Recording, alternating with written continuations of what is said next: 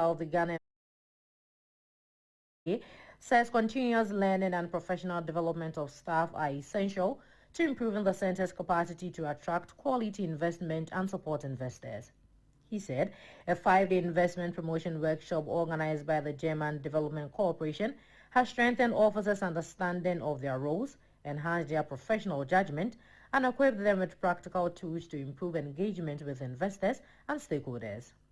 The workshop brought together 50 staff members from key operational and technical divisions of GIPC, including investment promotion and business development, investor services and exemptions, research and international cooperation, monitoring and tracking, aftercare and investor grievance, regional and global operations, and marketing and communication. The training focused on international best practices in investment promotion, using practical case studies, interactive discussions, and collaborative exercises to help participants better position Ghana's priority sectors and investment opportunities. Mr. Maji reaffirmed management's commitment to investing in staff development to ensure officers acquire the skills needed to deliver effectively on the center's new and expanded mandate. Still in the news, the Ghana Investment Promotion Center, in partnership with the German Development Corporation, has completed a 5-day workshop to strengthen the capacity of its staff in attracting, facilitating, and retaining quality investment.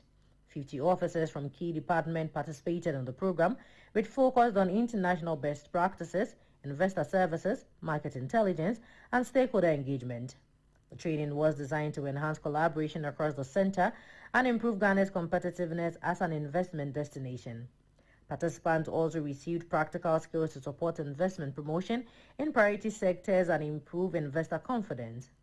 Management of GIPC said the program has strengthened staff expertise and reaffirmed its commitment to continuous professional development. The initiative supports Ghana's efforts to position itself as a gateway for regional and global investors under the African Continental Free Trade Area. The program was implemented under German's Invest for Jobs initiative to strengthen Ghana's private sector and investment ecosystem. Away from that, the government says promotion for the K2 project are progressing steadily following the approval of an environmental permit by the Environmental Protection Agency. The Transport Minister, Joseph Bukari Nikbe, announced the construction of the port administrative and operational block is about 80% complete and is expected to be finished by January 2027. He said discussions are underway with private investors to support the project and the public-private partnership. The minister also announced plans to transform the whole airport into a multi-purpose aviation hub with an aviation academy, aircraft hangars, and a maintenance center. He said measures have also been introduced to improve safety on the Volta Lake, including the establishment of a transport safety office and a search and rescue vessel at Kpando Toko. Government says the initiative will boost transport, trade, tourism, and job creation in the Volta region. And on to our last story for the bulletin. Ghana is moving to integrate energy efficiency into its building approval system after the Energy Commission completed a nationwide capacity building program to equip metropolitan, municipal, and district assemblies with the skills to enforce new energy efficiency requirements and building permits. The initiative, which ended with a sensitization workshop in Accra, is expected to strengthen sustainable building practices, reduce electricity consumption, and support Ghana's broader energy transition agenda. The training forms part of efforts to ensure new development comply with national energy efficiency standards as electricity demands continue to rise. Speaking at the closing workshop, the Deputy Executive Secretary of the Energy Commission, Chris Yale, described energy efficiency as a national development priority requiring stronger institutional collaboration. He said heating, ventilation, and air conditioning systems account for about 50% of electricity consumed in air-conditioned buildings, making energy-efficient building design essential to reducing electricity demand and lowering operation costs. Mr. Yali said the Energy Commission has introduced building energy efficiency guidelines that provide developers with 3 compliance opinions while ensuring new buildings meet national standards. He added that the Commission has proposed revisions to the Local Government Service Operational Manual to integrate the new energy efficiency requirement into building permit procedures administered by MMDCAs. According to him, trained officials will serve as energy efficiency champions in their district, while the Commission continues to provide technical support as the new procedures are rolled out nationwide. And in business news. And this is where we draw the curtains on business news on Z101.9 FM. But before we go, let's take a recap of our headlines. The presidential advisor of the 24-Hour Economy Authority said 24-hour economy targets productivity, not longer working hours. Also, the Bank of Ghana says gradual recovery in private sector credit growth. And in other news, GIPC CEO has stressed continuous staff development to strengthen investment promotion. These and many more stories were brought to you from our studios at number 6 Anyete Avenue, East Legon, Accra. For more news, you can log on to www.zmultimedia.com, or you can follow us on Instagram, Facebook, and X at ZFMGH, and on TikTok and YouTube at Z Multimedia. Thank you for listening. Do enjoy the rest of our programs. Have a good morning. Once again, I am Praise Bell Rosamond Labi. Z 101.9 FM. In our quest to redefine modern living, Lakeside Estate proudly unveils a new wave of innovation and elegance. Introducing the all-new Starfish, our redesigned 3-bedroom home crafted for today's modern family. Step into a space where functionality meets finesse. The Starfish features spacious layouts, sleek contemporary finishes, and sits within one of Accra's most secure and master-planned communities. Enjoy more living space, a walk-in closet in the master bedroom, a modern fitted kitchen, and generous room sizes, all designed with your family's comfort in mind. Whether you're settling down or making a smart investment, the Starfish offers refined elegance, outstanding value, and long-term peace of mind. With a generous plot size of 60 by 100 feet, there's plenty of room to grow, including ample parking space. Choose the redefined Starfish, where modern living truly begins.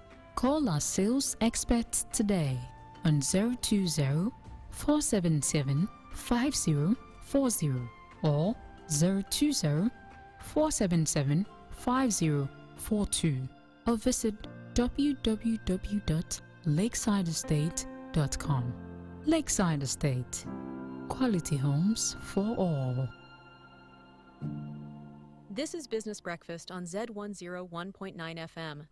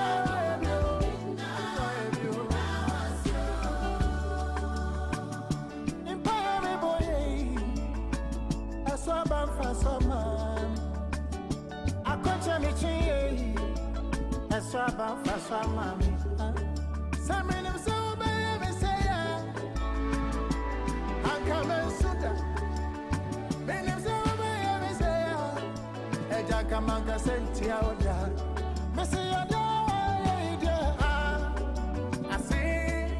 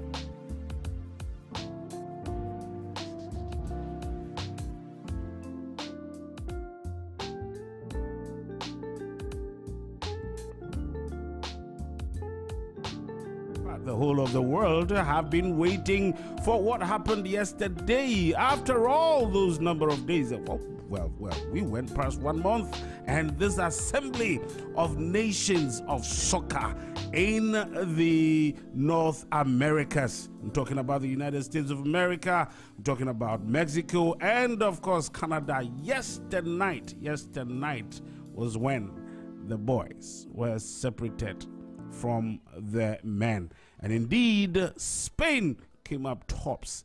And shortly, your dial of preference, 101.9 FM, Zed. We're going to be bringing you detailed discussions of all that went on. And you know that our man, the sports lead, Yao Ampofo, will be on standby, and we're bringing you all the details and how it all happened. But until then, we are for now enjoying Sonny Badu's I Hail You. It is for your relaxation and preparation and getting fired up for the business week this Monday morning. Stay tuned. We'll be right back with Yao Ampofo on the latest of World of Sports.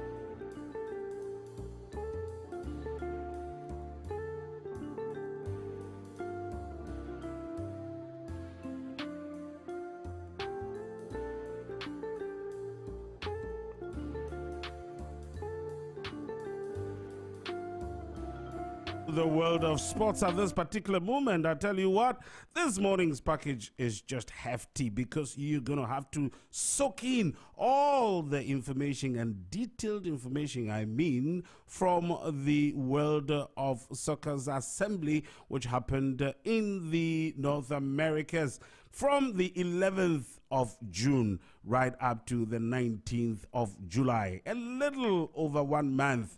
And that is where everything that happens in the world of sports actually happen. I'm talking about football. And guess who is available now to bring us all the detailed information? I've got Yao Ampofo on the line, and he is ready to bring you the latest. I'm talking about the latest when you're talking about soccer. Talk about soccer. And this is World Cup soccer. Yeah, good morning. How are you today? Good morning, Manuel.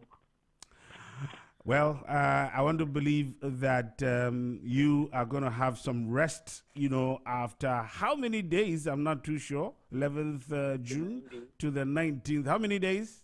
39. 39 days. And I believe that you guys have had to struggle all over trying to bring the latest in the world of sports to all our wonderful listeners, viewers, and even those of us online.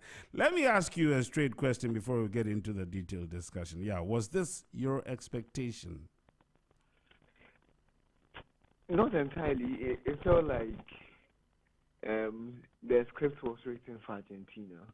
I remember my last argument on the show, I made mention that if there's something that this Spanish side have about the Argentines, is the fact that they can hold on to the ball and limit the Argentines.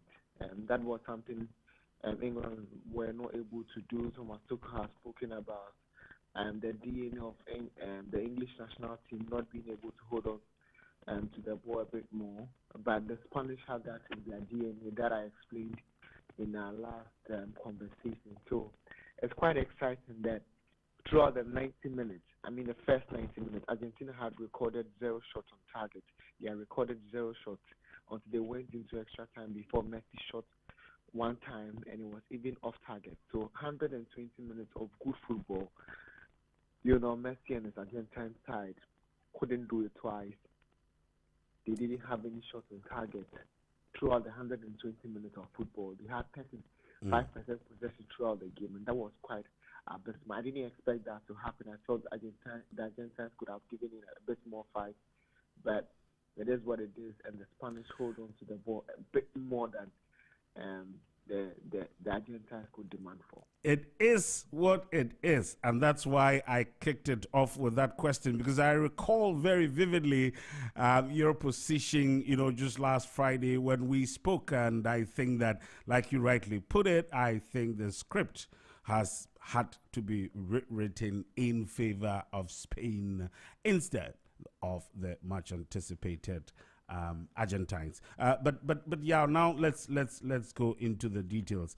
And probably before we look at the final of finals, I see that you touched just a little bit on what happened between the English and the French as well. Again, it looks like the prediction did not go the way that we had anticipated, because then everybody thought that Kylian Mbappe's French national team were going to actually trounce, if not trounce, at least clinch some victory over the English. But you see how it all turned out. And if you recall, I had said that I had hoped that this was not a psychological game by the English. What do you make of the totality of the game between the French and the English as well? I think I was quite surprised. I was surprised with the performance of the French, particularly in the first half. They didn't come in with any energy. They were all over the place. The players were not pressing enough. Going into the halftime, there were lots of issues on the bench. Didier Deschamps had issues with Ryan Cherki, who he was trying to issue out instructions to.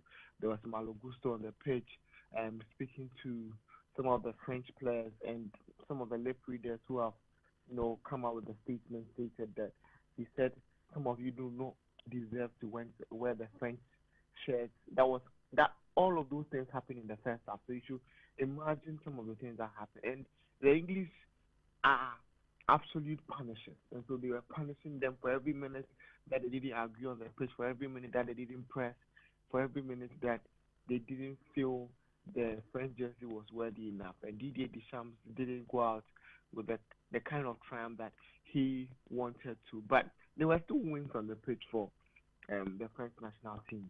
Remember, I stated that Kylian Mbappe will go on to be the top scorer of the World Cup. He will score goals, and on the day, he obviously did that. Scored 2 goals, making him the all-time top scorer of the World Cup. 22 goals now scored, and then there's the record for Pele as well that was broken by Michael Olise as well. Pele had the record for most assists in a single World Cup. That record was shattered, and it was equal then broken by Michael Olise as well. So there was a bit more, a bit more wins for the French national team, particularly for their top performers. That is Kylian Mbappe, and then and Michael Olise as well. So that on that side is a good score. It's a good point for them, but they would have wanted to, crown the day with some sort of victory that properly says goodbye to Didier Deschamps for all the victories that he's brought into the national team. Remember in 2010, the French national team didn't really find their feet. In 2014, it was not quite the performance that they had wanted until Didier Deschamps came in, and then he changed the frame, gave the boys a bit more energy to play with, a bit more freedom, and he came in with a very defensively solid system so that they can also be able to thrive. And so it wasn't the kind of farewell that he wanted, but the English would not care, because for them, for the first time since 1966, they are finished on the podium. Remember the last time they won the World Cup was around 1960 thereabouts, but for now they are finished in a position where they've never finished. Remember, if you look at Thomas Tuchel, for example, he may not have made it to the final, but for all the time that guy Southgate has given this English hope, they never finished on the podium. But Tuchel's side have finished on the podium. Yeah, that is just a quick one there, just a quick one in there. Before you continue, I see that you've got a lot of information to share with our millions of listeners out there. But was it a case of missing expectations and farewells gone sour? Because in the case of Didier Deschamps, like you rightly pointed out, it turned out, in a different way. And you know that before yesterday's game between the Argentines and Spain, there was also talk about a potential retirement by Lionel Messi. And so one of the reasons why people had expected that Argentina would clinch the deal, just so that it will be a kind of befitting farewell for him. So for Didier Deschamps as coach for the French national team and for Lionel Messi, I think that if there was any in any kind of credibility behind the anticipated farewell to the game. Of course, Didier Deschamps, we know he's going, but Lionel Messi, not too sure. But if there was any such anticipation, it was one that went sour. Yeah, definitely. Many expected Lionel Messi to also bow out with another World Cup trophy. I mean, is he really bowing out? He is. He's not going to participate at another World Cup. Did he make any announcement to that effect? Not yet. Okay. But there were indications before the start of the tournament. This is not the first time that indication has come up. Well, true. But now at age 40, you do not expect him to come to the next World Cup. He'll be 44 by the next World Cup. Time is what will tell. 10 goals. 10 goals in one single game, and no ordinary game than a third, place match, gunning for the bronze title. And in one game, 90 minutes, a little over 90, I should say, and it produces 10 goals. What was the trick? What actually happened? Normally, you won't find this, because it has a link to the next question that I'll be posing. You talked about Kylian Mbappe and all that, even though I do not believe in some of the things that are making the rounds. But see, people think that something, I'm not too sure exactly what, but something must have gone wrong. 10 goals in one game. I mean, last time I was on the show, I made mention that many had suggested that the World Cup third place matchup was not necessary. Just like in the Champions League, just like in the Euros, there is no need to play the third place game, and there is no online play in that particular game. And so, if you look at the energy the French had brought into the game, they didn't really want to play. The English were also very reluctant, but they noticed the French were twice as unmotivated as they were, and so they took the game to them a bit more. And so within the French national side, there was Lucas Hernandez, who was also not really into the game. That Didier Deschamps had to change him in the next half. There was Ryan Sheki, who didn't want to press, who didn't want to go in with a bit more energy. And there were a couple of players as well who didn't really want to put their foot forward. Remember, the next season preseason has already started, so these players do not want to get injured. So if there's really nothing on the line, there's no need for us to push. And so that also was part of the reasoning behind how the French national team didn't really step up in the first half. Didier Deschamps had made some of these statements. He expressed his disappointment, but in any sense, another manager will take over, possibly as per rumors and as per some of the sources coming in France, that Zinedine Zidane will be the man to take over the French national team. So, I mean, that was the backstory to how their loss was there. But there was one man or two people who really wanted it more. I stated that earlier. Kylian Mbappe and Michael Olise. Absolutely. I mean, and the basis for some of the cynical and sinister, comments that are being made round town and all that. I mean, there were points that people even felt that, it would have to be orchestrated in a way that you would have Mbappe lurking around the goal area, and then once the pass was given to him, he would just stop in there and score the goal. I am not too sure about that, but indeed, much to the expectation, he got 2 goals out of the 6, and for that matter, clinched the Golden Boot kind of award, and well, not the award, but at least has gone past the all-time goal scorer for this particular tournament. Yeah, most definitely. Now he holds the record for most goals scored at the World Cup. That is 22, and Lionel Messi is on 21. Messi will have to be at 44 years if he really wants to, compete for the all-time record. That, in my view, wouldn't happen. And of course, there is Michael Olise as well, who now holds the record for most assists in a single World Cup with 7. He beats Pele to the record. So it's quite exciting how the French national team hold a lot of records. Obviously, their talent is undisputed, but again, there is more to be seen from them, particularly at the next World Cup and next Euros and the UEFA Nations League as well.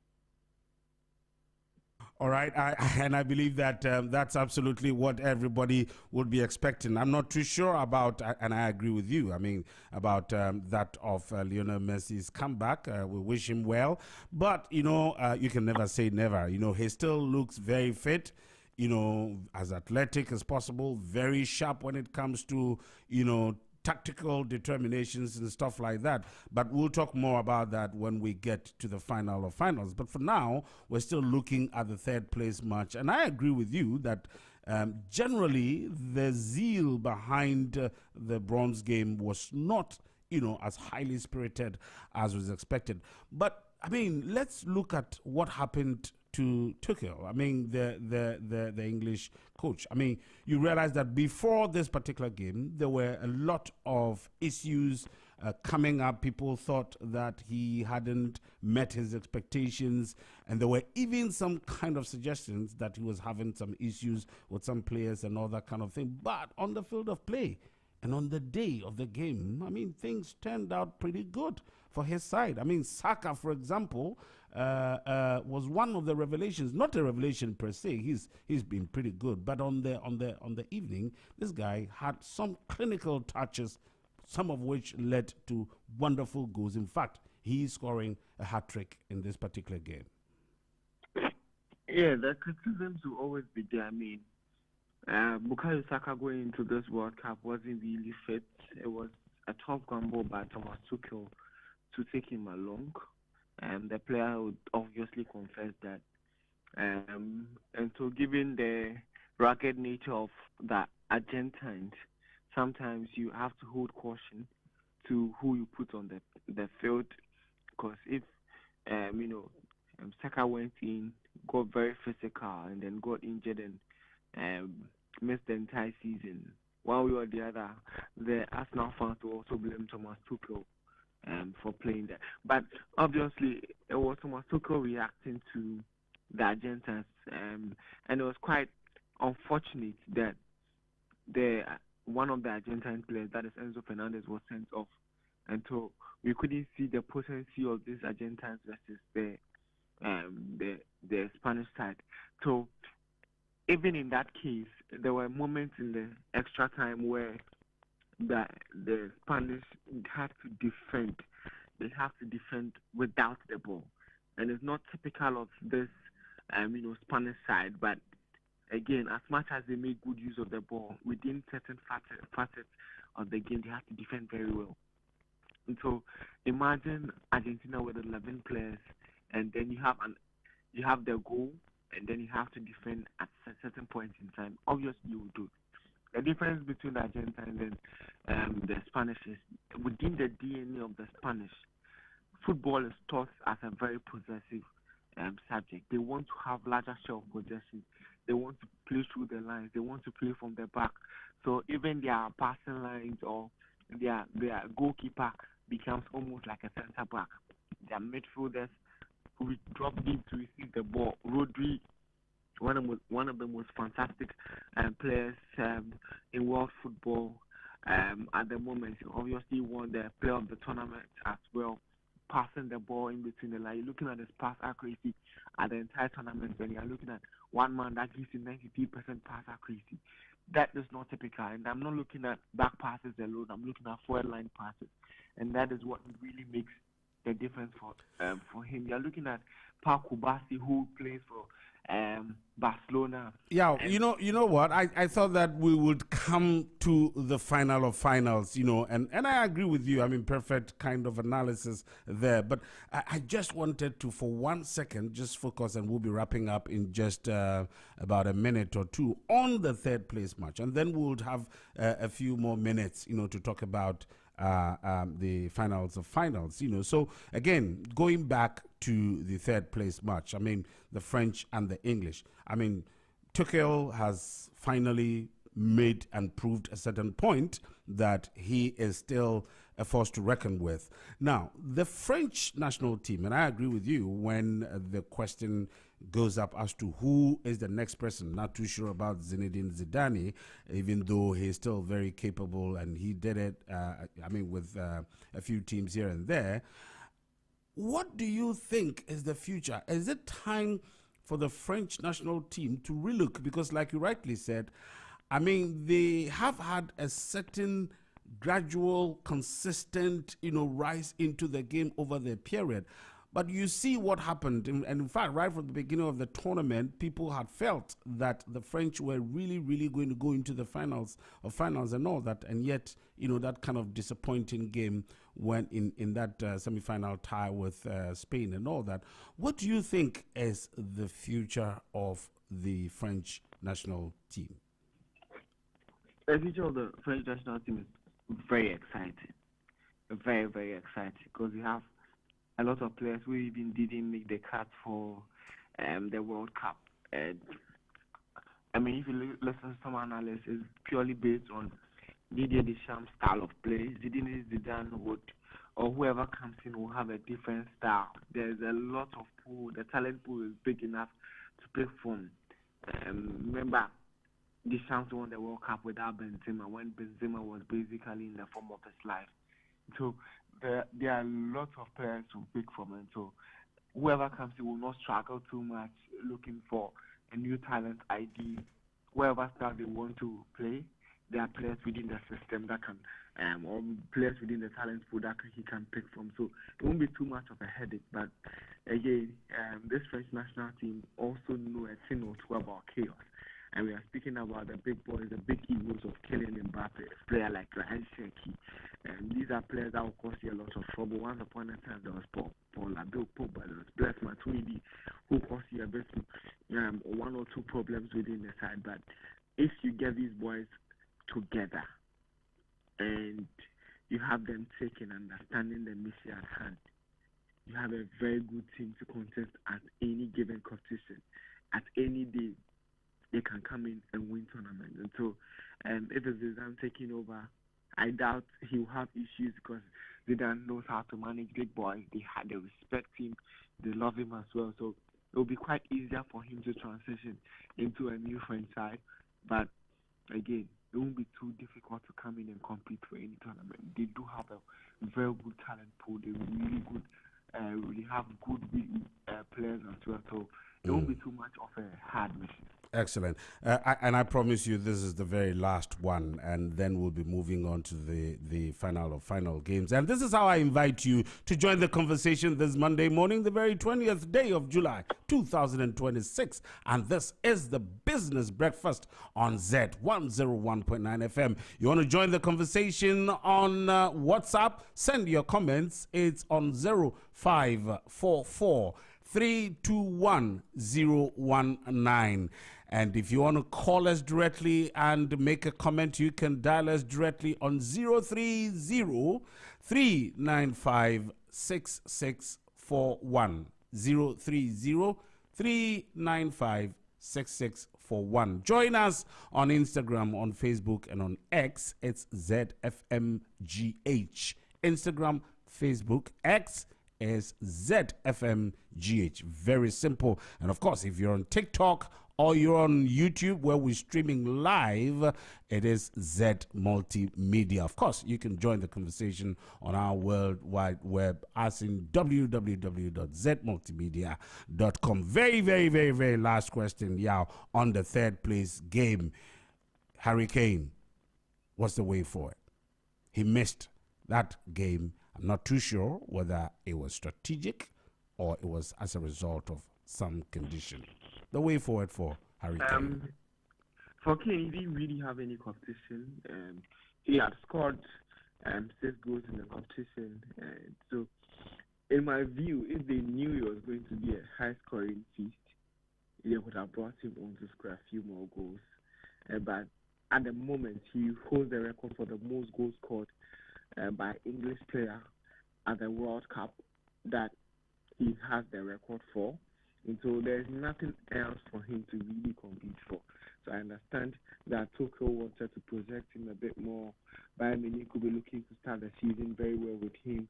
And so there's nothing really to, for him to come and do on the pitch. So, I mean, they'll go into the next Euros with Harry Kane. The next World Cup, that will be in question. But again, Kane has the potential to play in different roles for Thomas Tuchel, given that he's going to continue with the job after he achieved the targets set out in his contract. Also, the English do not know whether Pep Guardiola will come in or not. And so that leaves, the English with no other choice than to stick with Thomas Tuchel. And so I think Harry Kane will continue being their man, being their marksman. It was just a day where they needed to rest a bit more players. And Kane was, the senior man of the team, so he will understand that some of the boys have to come in. Ivan Toney has to come in and get a feel of the World Cup. Zed 101.9 FM.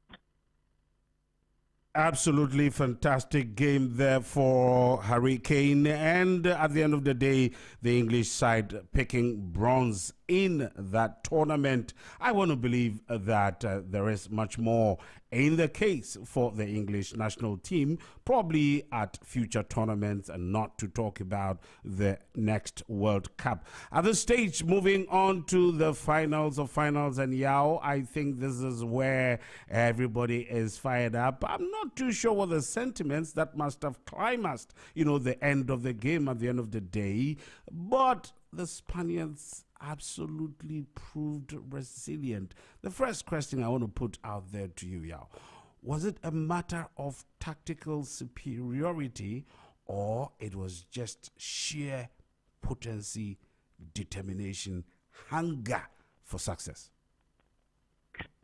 Well, it's a bit of every day. So let me try and put it together for you. The Argentines are known for one magic man, Lionel Messi. One time they were known for Maradona. What did these players do? These players wiggle past other opponents and then they score. That is one. Two, the Argentines are known for their aggressiveness. And so they come into the game very fierce, very combative. They go into these games defending and putting their bodies on the line. It was same for the 1990s era of the Argentines. It's same for a lot of South American side who are very combative. They are very booty and so very solid, but they always have one magic man who can wiggle past opponents and do the damage. It's same for the Brazilians who have dribbling as their DNA. The English are known to be speedsters, and then the Spanish are known to be ball carriers. So they carry the ball, they pass the ball around with efficiency, knowing that they have a baseline, they have a certain DNA built by Johan Cruyff, and there's a Bilbao system. All these Spanish sides play very technical football, and so that is why any Spaniard or any player within the Spanish football system can walk into the national team and feel belonged. There's no issues, there's that unity, there's that uniformity within the side. Now, again, when you look at the 2010 Spanish side that won the World Cup, they won the World Cup with Team Chaka. Now, if you go back to 2006, the World Cup was won with defense. The Italians had showed the mastery of the Italian art of defending. That was in 2006. 2010 it was similar, and then in 2014 it was the Germans who came in with their flair and the absolute power of the number 10. Remember that in the history of the Germans, they produced a lot of number 10s. You're looking at Michael Ballack, you're looking at Schweinsteiger, you're looking at Mesut Ozil in at the 2014 World Cup. You're looking at Kai Havertz, who will come in and play like a number 10, like a number 9. And you're looking at Florian Wirtz. These are the kind of DNAs that they produce. And so every country is very distinct with the kind of players that they produce or the style that they produce. So it is ingrained in their culture before they go up. It's similar for the Spaniards because football is an art of collective effort according to them. And so they will pass the ball around with efficiency. And there's this term in football that we call repetitiveness. So if they are repetitive in the same style that they play in consistently for about a decade or two, these boys become monsters with the ball. And that is how the Spanish national team is built in. Now, let me go into the team proper. Fabian Ruiz plays for Paris Saint-Germain. Paris Saint-Germain largely have more than 65% of the ball consistently. You are looking at Rodri. Manchester City have more than 65% of the ball consistently. They are looking at Cucurella. Cucurella, before he had come to Chelsea, played in the Spanish system, played in the La Liga. They will hold on to the ball. They are looking at Paul Kubasi. Kubasi hold on to the ball. So collectively, this team knows a thing or two about holding on to the ball. Now let me go to the manager, De La Fuente. Now De La Fuente was appointed as a youth coach for the Spanish national team. A youth coach. So he coached under 20, under 21. Then he coached under 23s before eventually getting an opportunity with the Spanish side. Now, if you look at the players that he coached within the same system and under 21 and under 23 level, one was Unai Simon, the goalkeeper who won the Golden Globe. They are looking at the midfielders Fabian Ruiz. Fabian Ruiz still plays in a very possessive-based system. And they are looking at Oyazabal. He also plays in a system. So these boys have consistently played in one system. And so when they hold on to the ball, they know where to pass, when to pass, which leg to pass to. That is basically the definition of what Johan Cruyff had described to the Spanish. So it is a collective effort that no team in world football can do better than them, than they can. So going to the final, I believe that the Argentines could have had the ball a bit more, but regardless, it was built in their DNA. So on the day they had 5% possession, anytime you have more possession than your opponent, you limit them from creating opportunities. And Pep Guardiola had basically spelled out that in as much as many believe that tiki-taka is an attacking system, it is also a very solid defensive system, because if you have onto the ball, you limit your opponent. And that is what the Spanish do, and that is what they do better than any other team. And so just like the French, who didn't know how they were going to find an opening against the Spanish, it was same for the Argentines, who didn't know. So throughout the 90 minutes, aside with Lionel Messi, aside with Enzo Fernandez, who is one of the most expensive players in the world, aside with Leandro Paredes, aside with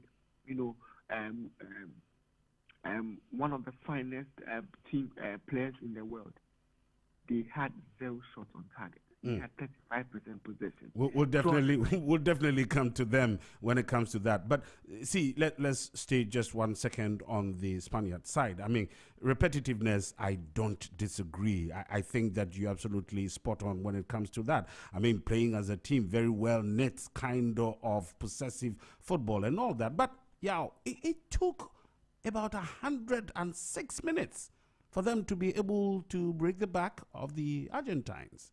If all these characteristics were anything to go for them, and it did go for them, what must have happened, in 106 minutes before they could find the net?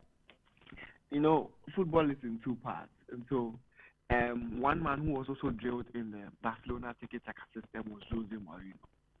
Now, in as much as Pep believed you had to defend with the ball, Jose also believed that you have to defend without the ball.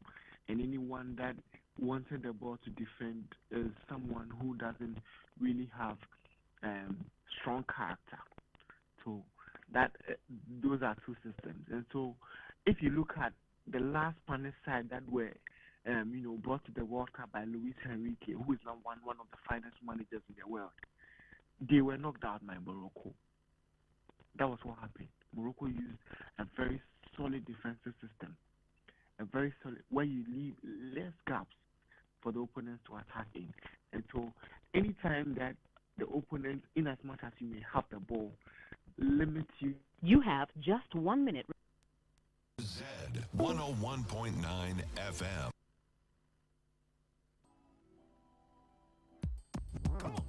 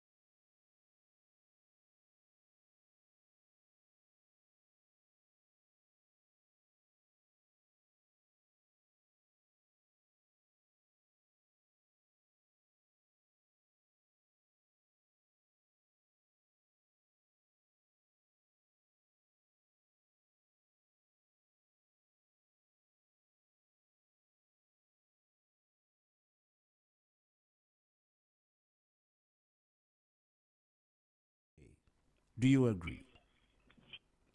Well, I agree it was too late. You don't need Lionel Messi to have a lot of touches to make an influence in the game. He is that magic man, and all he needs is just one stroke, and then he can find the back of the net. And so, just that, yeah, I agree that the potency of the Argentines came a bit too late. They were a man down, and things were not really going their way, and so it was very difficult for for the Argentines to come back into the game or to have Messi having a moment of magic. You notice that the Spanish themselves have, this ingrained DNA where when they lose the ball, they have 15 seconds to take the ball back. Sometimes it's 8 seconds, sometimes it's 10 seconds, and so they were basically affecting that kind of system on Lionel Messi. Anytime Lionel Messi had the ball, quickly someone either draw a foul or they try to slow him down, which worked effectively. I mean, the Spanish are masters of tactical fouls after the Italians, and so they were able to manage him well onto extra time where Lionel Messi had just one shot. Even that shot was, carefully um, prevented from going into the ball that was recorded as a shot off target. And so, I mean, if the system is right, you can limit the goods. And so, um, that was the case of the Messi and the Argentine saga.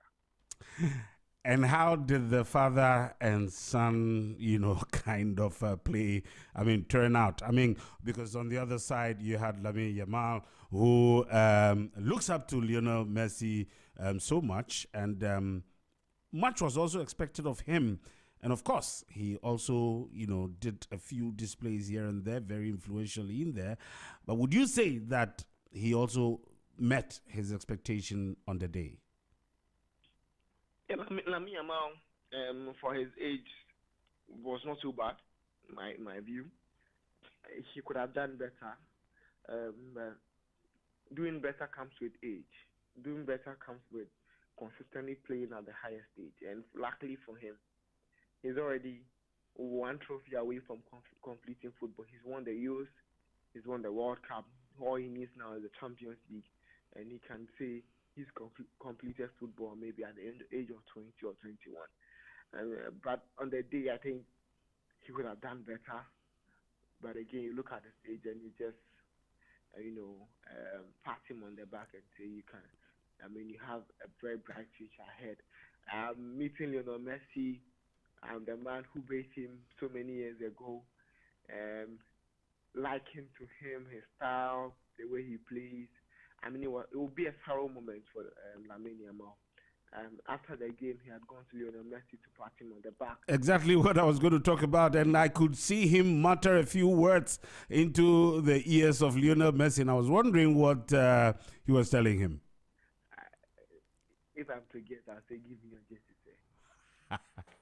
Give me your Jesse. It's exactly 16 minutes gone past the hour of 8 o'clock. This is Zed 101.9 FM, and we're just taking the closing remarks of that wonderful final, which produced just a single goal separating, Argentina from winning the World Cup and eventually Spain coming up tops. Yeah, let me take just a quick one at officiation. There are people who feel that, yes, it wasn't that bad yesterday, but also there probably were a few instances where they thought that the referee must not have gotten it pretty right. I mean, one was, for example, the sending off. I was looking at it and interpreting it from a personal, emotional standpoint, because this guy had been cautioned one too many times by the referee and just wouldn't budge. And so, looking at the particular instance where he had to be sent off following a second yellow card, there were views that, look, couldn't VAR had done something, and a few other instances. Let's look at officiating in general in the very final match. I would agree the final was better, even though there were a few situations that were looked over. I mean, like I stated in my earlier conversation, if the referee wanted to go 1v1 versus every decision, or look into the books every decision, Argentina would have had about 3 or 4 players in top. They would have finished the team with, or they finished the game with 8 players maximum. I mean, there were a lot of situations where Argentina's players would have been sent off. One was the situation of Paredes coming in, getting an early yellow card. He was still very combative. There were, free kicks just in front of their box that Paredes was involved in more than one situation. Typically, those are red card situations. And also in the first half as well, McAllister got in heated, battles with um, the Spanish side, and that could have been sent off. There could have been sent off as well. Tagliafico in the first half, Lamine Yamal having a spot over his, shin. That is a situation that needed VAR check. The VAR didn't check. They looked on. That's another situation that could have led it to a red card. So there are a lot of situations within the game that could have ended with the Argentines having maybe 8 players on the pitch or maybe 9. But sometimes as a referee, you have to offer some bit of caution. And that is how this tournament has been viewed. But if you look at refereeing in totality, besides Argentines complaining, people have complained about, besides opponents complaining about Argentina, how they were combative but were not receiving cards for. One thing that has happened is that there is not too much consistency with some of their decisions. Today it's a red card, the next day it's not. Today this stands at a goal, and today this referee whistles. But again, let me throw in this famous line that I I say anytime I do an article on referees. Referees are the law. They have a whistle, and their whistle is the articulation of God's justice. Anytime they whistle, that ends the game. Wherever you have, you just have to put it aside and respect them. Any other situation would have to go to the review committee, but ultimately it doesn't have an effect on the game. And so, I mean, wherever you do, you can't really, say anything about referees on the pitch. But overall, if you are putting it on a scale out of 10, I'll give referees at this tournament 6 out of 10.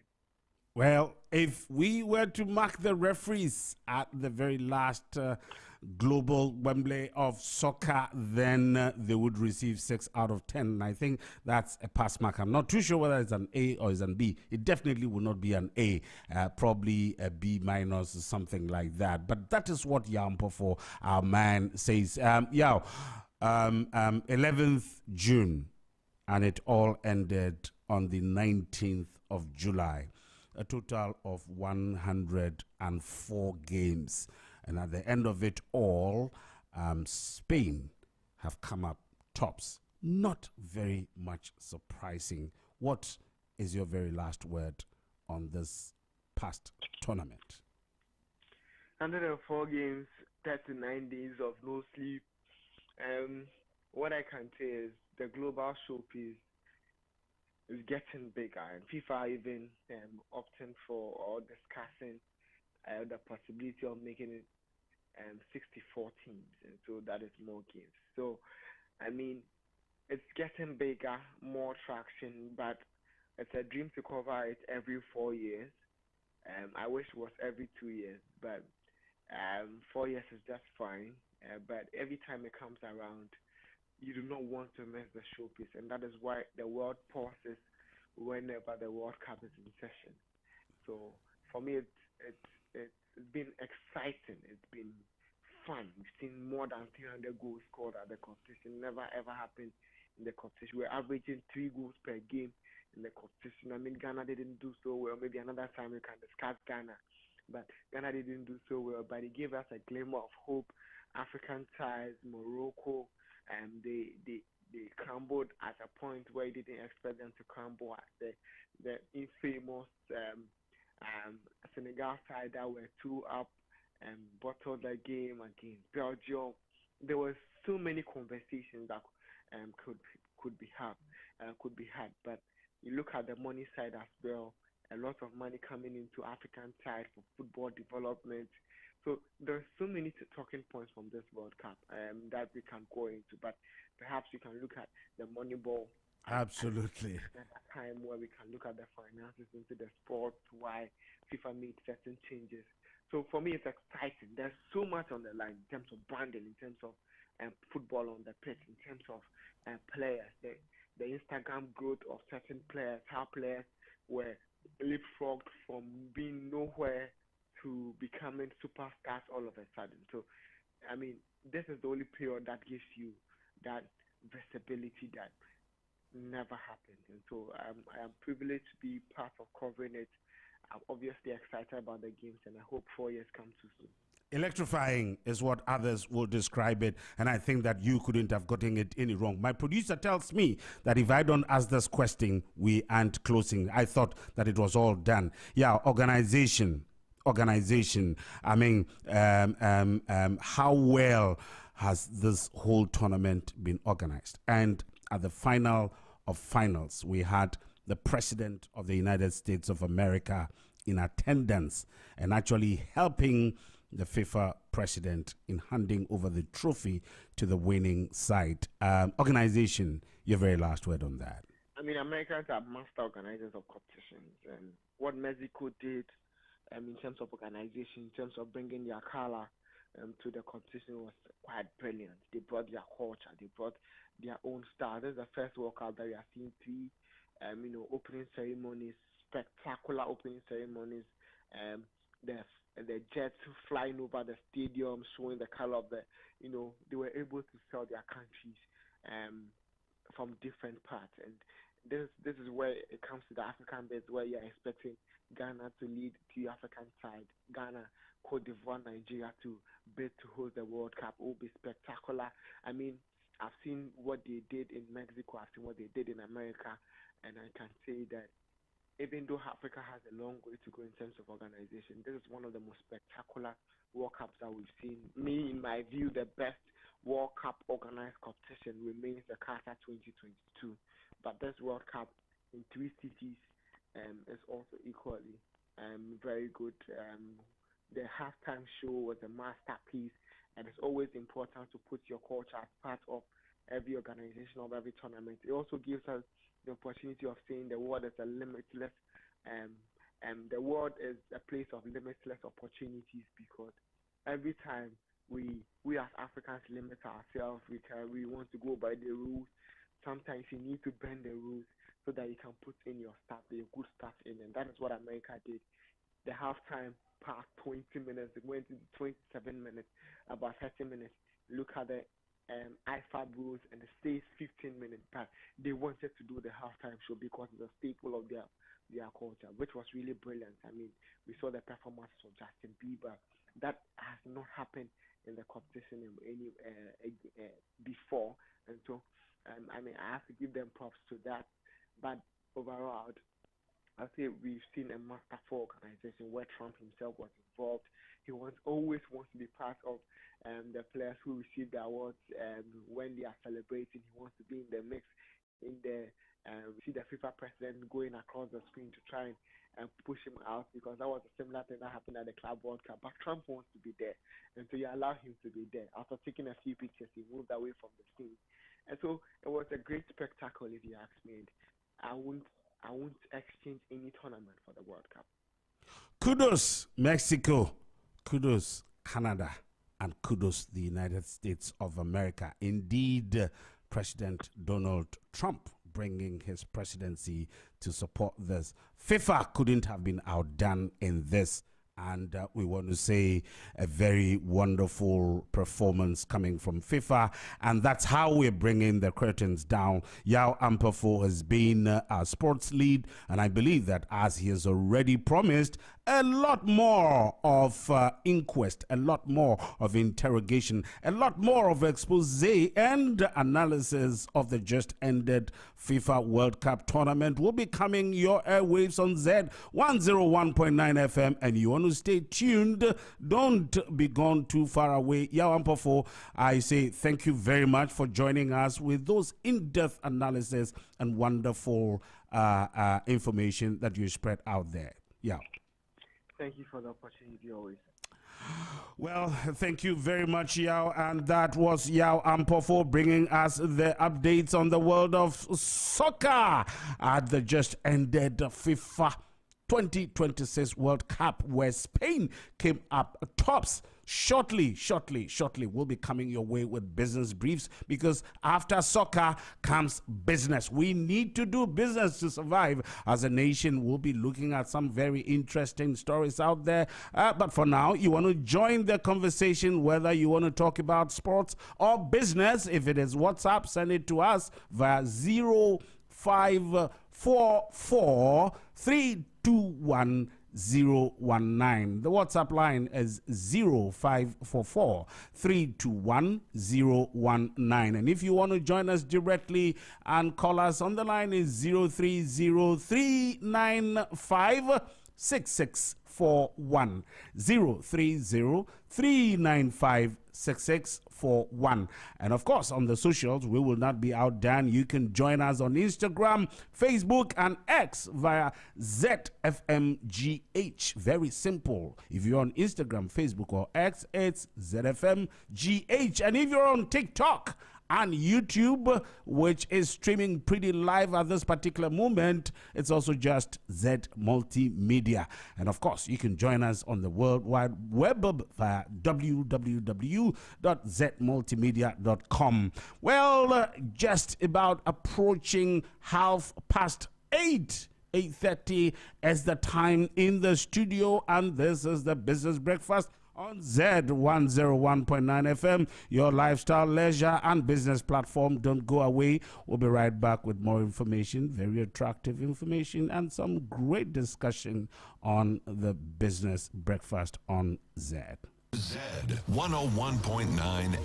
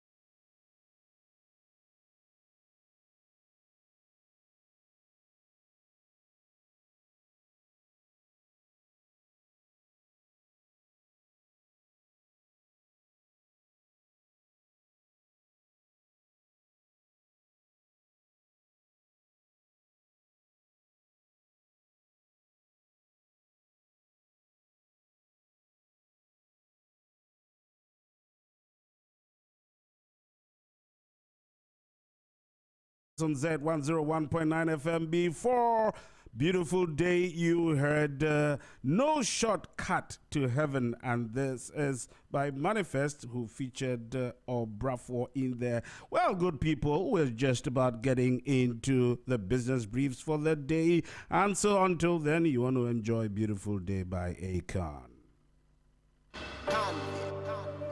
Akon 101.9 FM.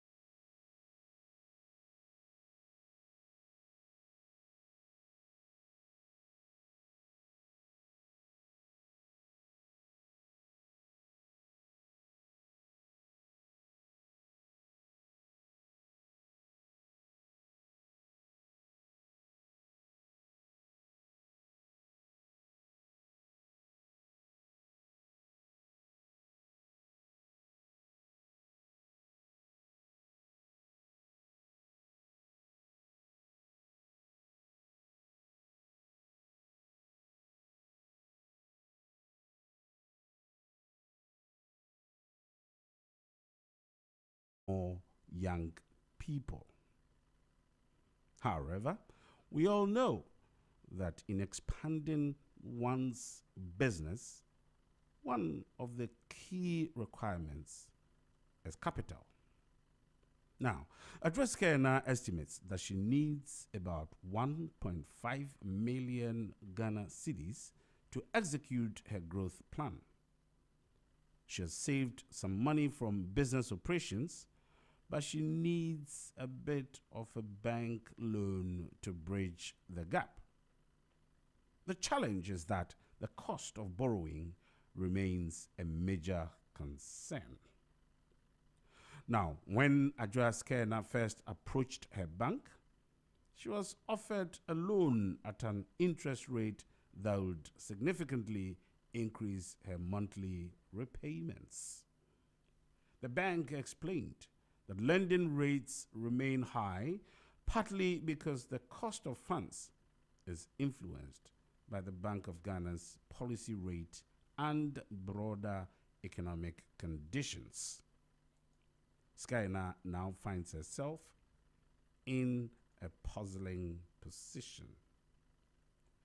If she takes the loan immediately, she risks committing to expensive debt that could reduce her profits and slow down her business. However, if she waits for interest rates to decline, she may lose valuable time and opportunities. Competitors are already expanding, and delays could affect her ability to capture new markets. But at the same time, she is paying close attention to developments within the economy of her dear nation, Ghana. Inflation has improved significantly compared to previous years, but recent increases have created uncertainties in the world of business in Ghana. The Ghana cedi on its own has shown periods of stability, but businesses remain cautious about exchange rate pressures because some of Adjoa Skerna's raw materials are imported. Meanwhile, customers are still sensitive to prices, making it difficult to pass on rising costs. As the Bank of Ghana's Monetary Policy Committee meets starting from today, Skerna is asking very poignant questions. 1. Will the Monetary Policy Committee, and for the purpose of this discourse, MPC, maintain a tight monetary policy to ensure inflation remains under control? Will there be room for a reduction in the policy rate to encourage borrowing and investment? How quickly would any policy rate changes translate into lower lending rates for businesses like hers? For Skerna, the MPC's decision is not just an economic announcement. It could determine whether she expands her factory this year, delay her plans, or changes the entire business strategy. Now, Adjoa's situation reflects the reality facing thousands of Ghanaian entrepreneurs and their households, for that matter. The multi-million Ghanaian cedi question remains. How does the Bank of Ghana balance the need to protect economic stability with the need to make credit more affordable and support growth? That remains the fate of the Monetary Policy Committee, the crossroads that face them from their very critical meeting starting from this morning. Good people out there, this is the tight rope that the MPC will be walking. And this is what is going to influence the discussions we're going to have right at 9 o'clock from Z 101.9 S7, 101.9 FM, your business breakfast show and your lifestyle, leisure, and business platform. You want to stay tuned for the roundtable discussion as we come back your way. For now, it's 50 minutes gone past the hour of 8, and we'll be right back after this music break. This is Business Breakfast.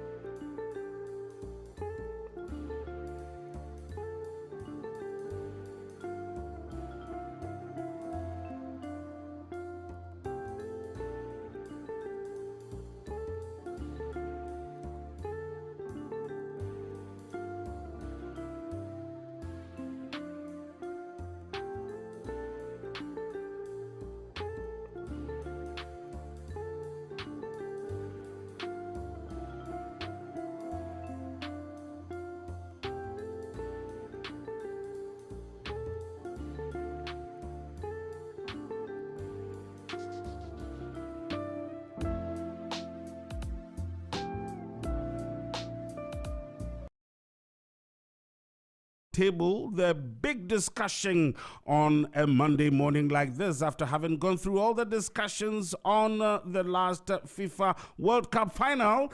Today on Business Briefs, we looked at the impact of the next Monetary Policy Committee meeting on Ghanaian businesses, and that's how we're going to follow up on the roundtable discussion. Monetary policy at the crossroads. What should the Bank of Ghana do? And that is what Mr. John Che, a financial analyst, is going to be speaking to us. And I am told that John is already set on the line. Good morning, Mr. John Che. How are you today? Good morning, Mr. Emmanuel. I'm doing very well. How are you too? I am well. This is Nana Safo Kantanka. Does it ring a bell? Great. It does. Yes. Okay. Yes. Wonderful, yes, John. Yes. I think that. Did you watch the final of the World Cup tournament yesterday between Spain and Argentina? Yes, I did. I did, and I think most of us were expecting Spain to win. Looking at, what they have done so far, and it looks like, they took Argentina on and they won. So I think it was a fair win for Spain. You were not one of the people who felt that this game should reflect, a befitting farewell for Lionel Messi if he was ever going to retire from active football. Yes, personally, I was really supporting Argentina, but to play 90 minutes with no shots on target, clearly he don't deserve it. And so, apart from that, personally, I was supporting Argentina to win the match. But unfortunately, looking at how Spain played, they were in for, big business, and they won fairly. Wonderful. So it is those who go in for big business. These are the ones who would win at the end of the day. Now, to kickstart this morning's conversation, may I find out from you, will it be fair to say that the Monetary Policy Committee is at the crossroads? Yes, I think they are at the crossroads because if you look at the trajectory from last year, I think they have had the vision of reducing monetary policy in order to bring interest rate to a single digit. In fact, if you have listened to the governor, I think he has that ambition to bring monetary policy rates low so that Ghana can start experiencing single digit interest rates as other countries do. And personally, I am a very great supporter of low interest rates. In fact, I have been pushing for that because you see, even if you look at the global trend, you realize that interest rate is everything. Cost of money is everything. It's important that cost of money become very cheap for businesses to take advantage of it to expand their businesses. It won't be fair for businesses to be incurring about 20% cost in relation to just the money they raise to finance the operation. So personally, I have been pushing for that. But looking at the trajectory and looking at inflationary pressures building up in terms of fuel price, I personally believe that the Monetary Policy Committee is finding this, is at the crossroad, making them difficult to continue that path of reducing the rate. So obviously that is what is happening currently. That was the question that I was going to ask. That yes, even as optimistic as you would want to be, I was just going to ask that would it be at the peril of other equally important key indicators?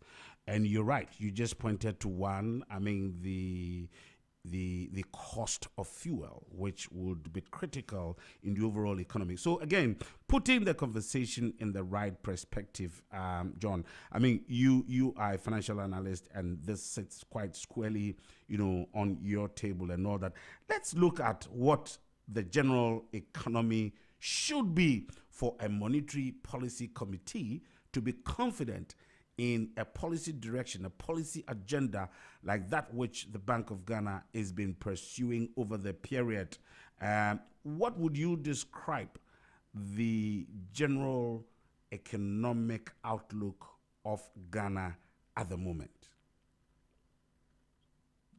Yes, I think it's a very good question, Mr. Nana. I think you see, looking at, our current situation, clearly, the economy is in a good shape. We have been able to stabilize it in terms of even exchange rate pressures. Inflation is even still below the plus or minus 2 of our target. If you look at producer price index, it's also low. If you look at, in fact, all the indicators are great. They are in a good shape. But you see, the point is that, just last month, we have started building inflation up again. And you realize that, inflation went up to about 5.4% just last month when we were around 3.3. So clearly, in terms of, the general economy, apart from, fuel prices that are starting to build up and going back to 18 cedis per liter. And if you look at some of the OMCs, they are selling fuel at 17.7, others are selling at 16.9, 17.2, and the rest. There are others who are also others who are also selling at relatively lower prices, I should say. I think there are some pumps that are also looking at, for example, diesel, I think around 15 or so, and then super at about 13.8 or so, 13, thereabout. Yes. Right. Yeah. Yes. Just I think when the market opened today in the global stage, fuel price, the crude oil price is still rising, significantly.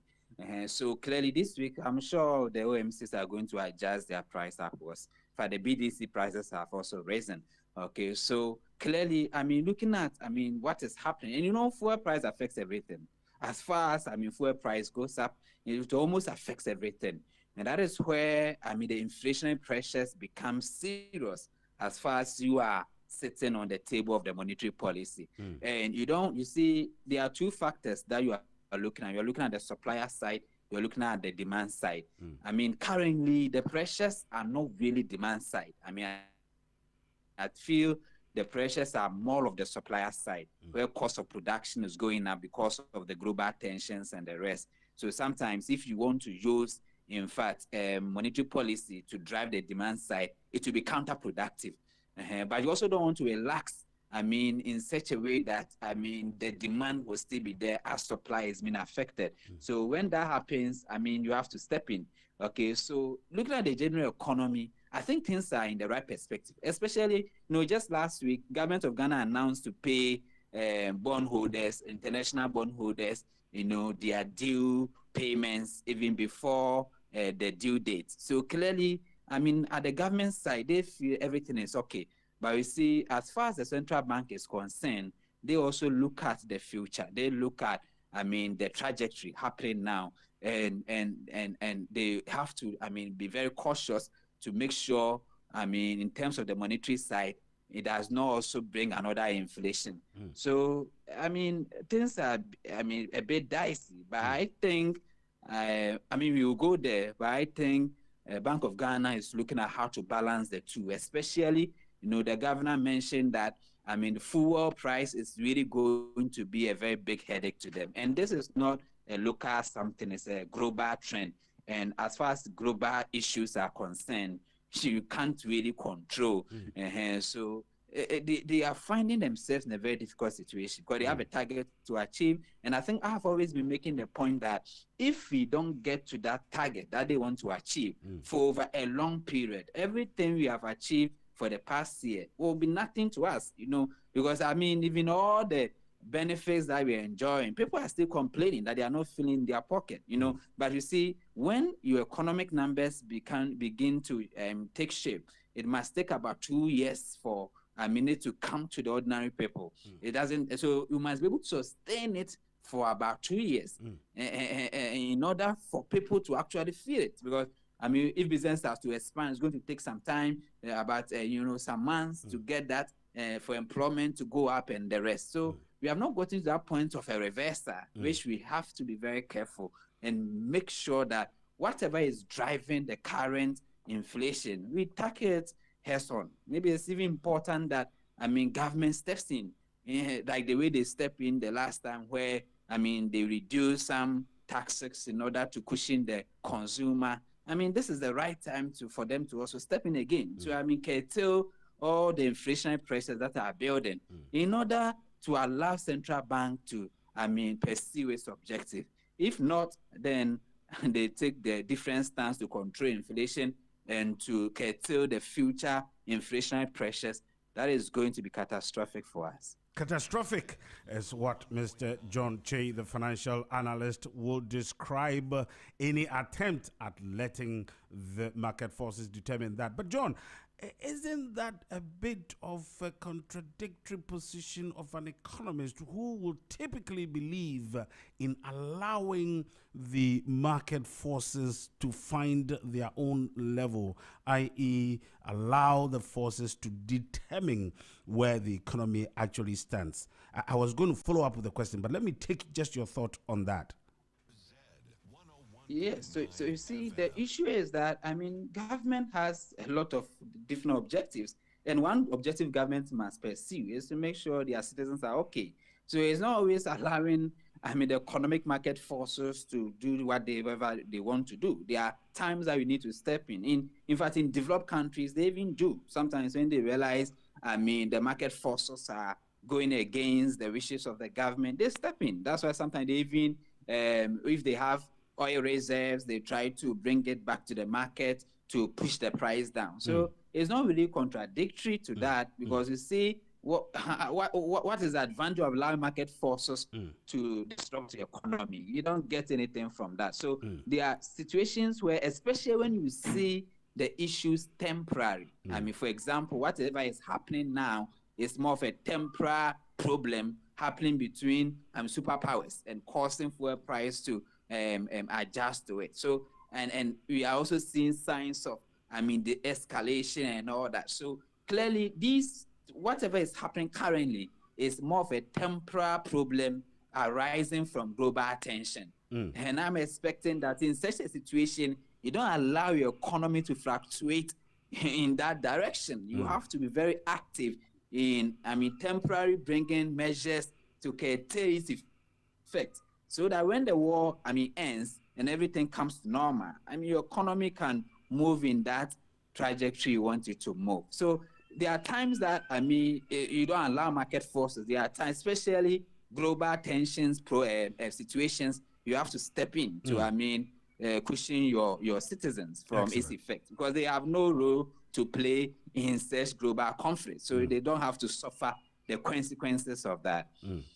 Well, that's an interesting position. I'm sure that is the basic reason why we are thinking for the Bank of Ghana's Monetary Policy Committee this morning. But we'll get a little more into the details as we move on. But just one more question in setting the fundamentals pretty right so that we can really delve into this. I mean, and this hinges on volatility or stability. And I know that the Bank of Ghana, the governor, for example, has been talking over the last 19 months or so that he is being at the helm of affairs in trying to build a certain stability around the economy of Ghana. And I think so far it's been pretty good. But indicators like inflation, John, as you've already mentioned, vis-a-vis the exchange rate stability, because I think that you would also agree that over the period there has been some stability in our forex,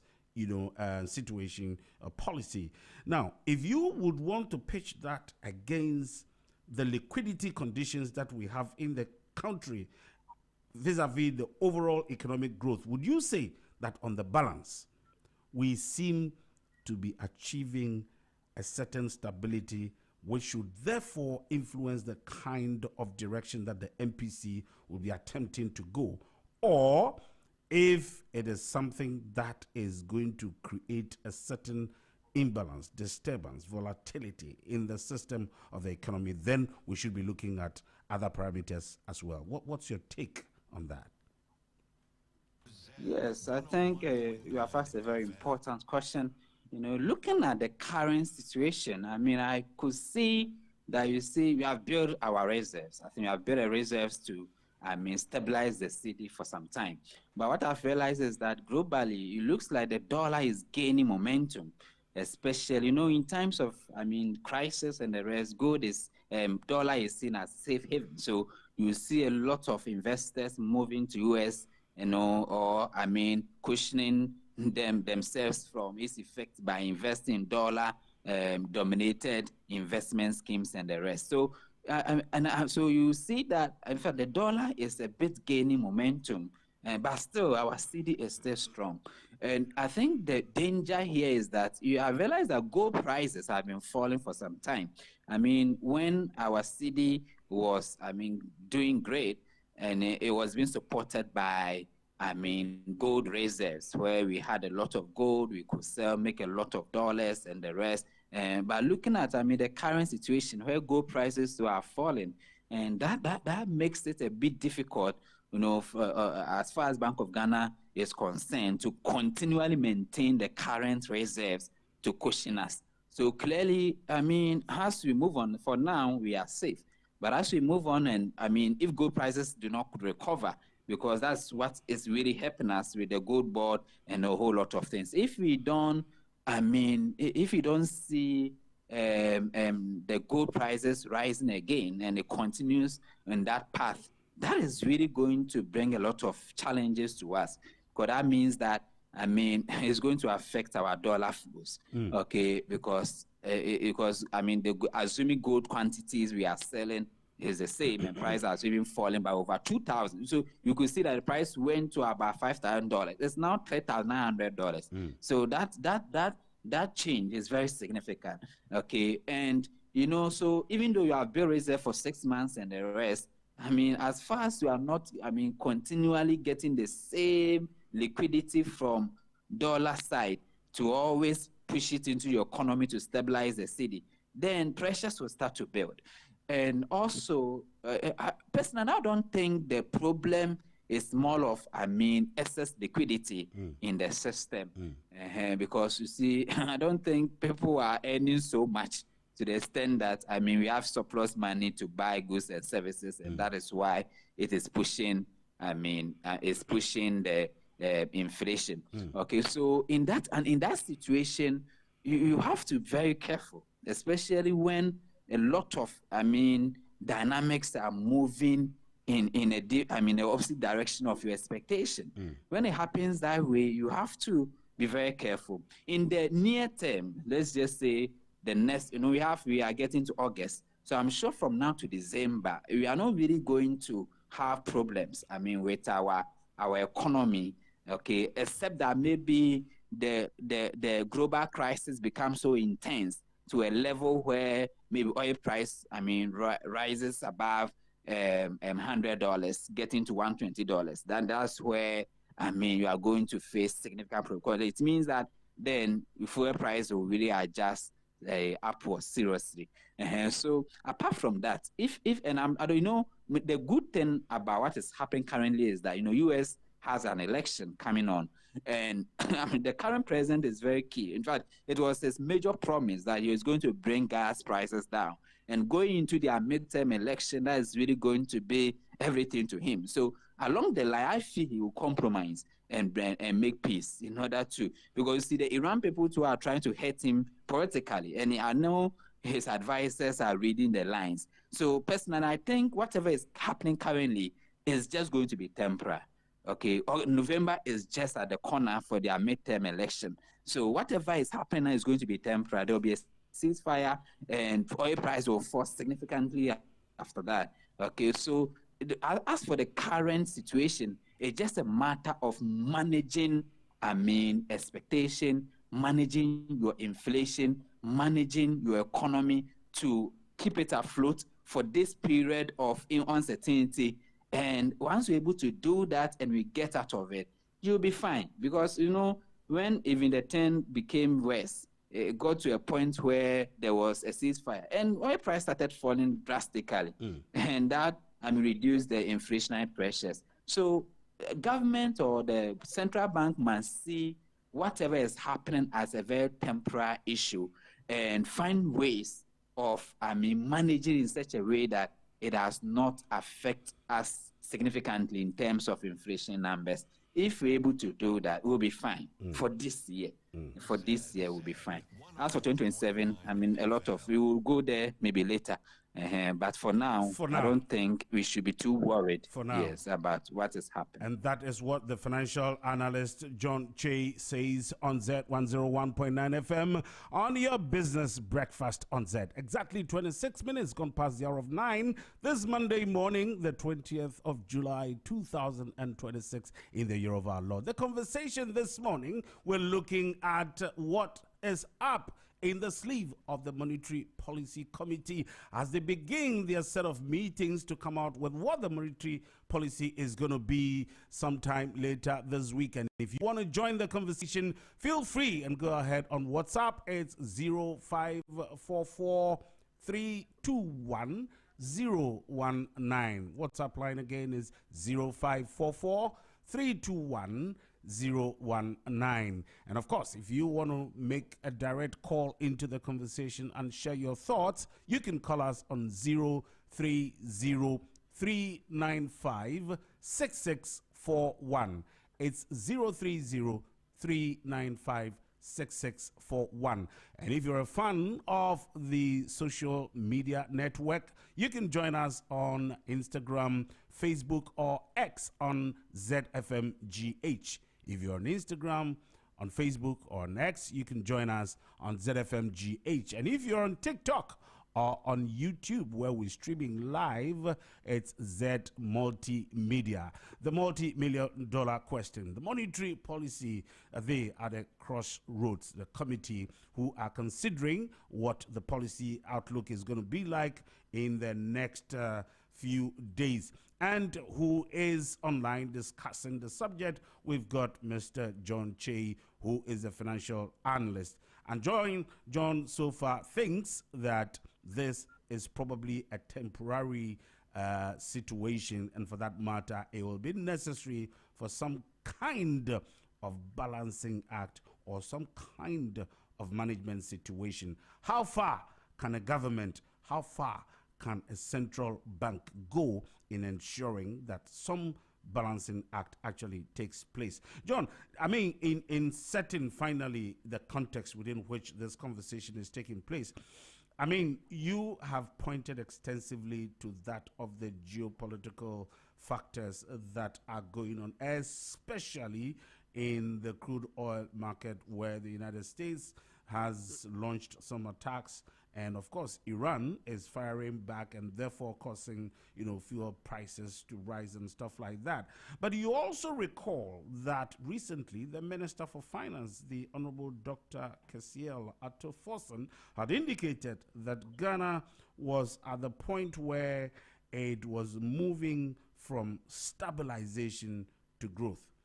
Now, taking that perspective into consideration, would you say that the efforts put in place so far towards stabilization has had any impact on growth, such that the Monetary Policy Committee will be so minded, in following your lead as in ensuring some balancing act to stabilize and manage the situation? Would you think that what has been achieved so far is enough to cushion us for this kind of management or balancing act, to be effective? John? Yes. I think, yes, we have gotten to a point where we can bring in the necessary intervention. And this is based on what? Whatever is happening. And this is based on? Yes, and this is based, and this is based on, you see, if you look at the fiscal side, when I say the fiscal side, I'm talking about from the Ministry of Finance own objectives and the rest. You realize that as far as the fiscal side is concerned, we are very fine. And in fact, what I will even say that the monetary side, which is headed by the Bank of Ghana, is even lagging behind the fiscal side. So you see, to spare growth, from the fiscal side, where they are doing a lot of these big push projects, construction, all these interventions and these things that the Ministry of Finance is doing, they are all towards growth. So we see that, I mean, they are giving a lot of contracts at the construction side. I mean, government is doing a lot of projects. All these are normally, towards the growth side. But these are government-induced growths, which is not really sustainable. So normally, we want you to translate it into the private sector. And how do the private sector, comes in? The private sector comes in to support the growth when interest rate is so low to the extent that, it's very conducive to borrow, to expand. Do you get it? So it must get to a point where, the central bank is able to lower their monetary policy rate in order to make cost of funds very cheap for the private sector to tap into it and also spare growth at the private side. I think so far, so that's what I'm saying, that as from the government side, I think the government side can really, in fact, I think in April or so, when they intervened with this, I think it was May, when they intervened, they didn't even affect significantly their tax numbers. They were still doing well, right? So they can still intervene with that objective. But my hope is that, they must give that assurance to the monetary side, where, let's say, the central bank, that we will intervene. So don't be too worried about inflation, and do what you need to do to make sure, the private sector is also doing well.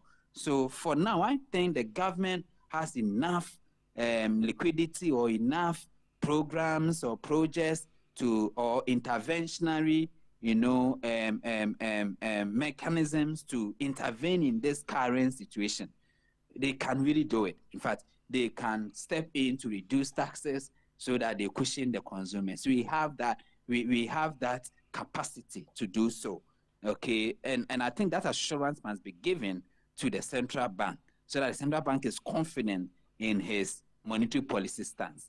Otherwise, if the central bank becomes scared of inflationary pressures building up and they decide to adjust monetary policy rate to control inflation, that will not be good for us. As I said, we should not get to that conversation of increasing the policy rate, because at this even moment, the policy rate is too far. It's far high. It's far high than what needs to be done. It has not come to the equilibrium of the fiscal side. Okay, and I think the fiscal side, which I'm talking about, the Ministry of Finance, can help in that direction to help the central bank, to give them that confidence that we will intervene in the market. So don't be too worried about inflationary pressures. Do what you're supposed to do to reduce the lending rate to help the private sector. Most of you see, how do you help the private sector? Most of it is the direct help is mostly except maybe you want to help directly with providing them funds, which governments normally don't do. The other side is to make cost of funds very cheap for them. And that is one of the objectives of a central bank, to help reduce the lending rates. And it's important that, that objective is achieved. Yeah, and the central bank governor, I listened to him, he mentioned that for me, I want interest rate to be a single number. And there shouldn't be anything that scare him in moving to that direction. And he can only have the confidence to do what he's supposed to do when the fiscal side is willing to intervene to support, consumers, especially intervening in the fuel market. Okay, and there are different ways that they can intervene in the fuel market. One of them is either to help them with the FX, because you see, our BDCs normally import about 95% of our fuel products, and they need FX. So either they go into negotiation, maybe the central bank can go into negotiation with the BDCs to lower the FX for them, or they have to take the fiscal side can help with taking some of the taxes to reduce the fuel price. And I think when these things are done, the central bank will have the whole supportive environment to do what they need to do. And as I said, the fiscal, you see, so looking at the situation where, people can nowadays, like if you go to a bank to borrow, you can even get it at 13.5%. Yeah. So an individual can borrow at 13.5%. But look at monetary policy. Monetary policy is 14%. So the point is, you see, the monetary policy rate is even higher than the consumer lending rate. which means that the monetary policy is lagging behind. Are you getting it? So I don't, and personally, I'm not expecting the central bank to increase the rate, but I don't think they will also reduce the rate because, I mean, looking at the trajectory, the future expectation of inflation and the rest, I think the best thing they will do is to maybe maintain the rate, just to monitor the inflation again to see whether the global tension does not escalate. So I'm sure they'll be watching those things for now. But I believe that as for the rate, they will maintain it. Zed 101.9 FM. Maintain the monetary policy committee's rate for now, so says the financial analyst John Che on Zed 101.9 FM. Good morning to you, Dr. Governor. Dr. Esiama, you're doing a good job so far, but Mr. Che thinks that you could even do better by bringing your rates a little down so that operationally things will go pretty well, because he still believes that despite the challenging inflationary rates that seem to be rearing its head, you could still, for temporary reasons, manage by maintaining the rate on where it is for now. Now, John, let me take this one, even though I just made the point that the current inflation rate, which you pointed to earlier, moving from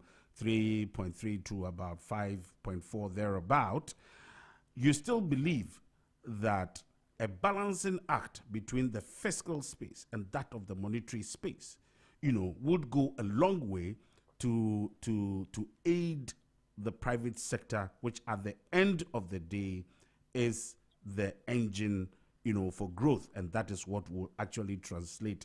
Let me find out from you if, for example, the cedi, the rate at which a foreign exchange actually is operating now, is enough, to drive investor confidence, such that if the MPC decided to maintain the rate, or in a very unlikely event, decide to reduce it, which you think that would be a bold step towards, aiding growth.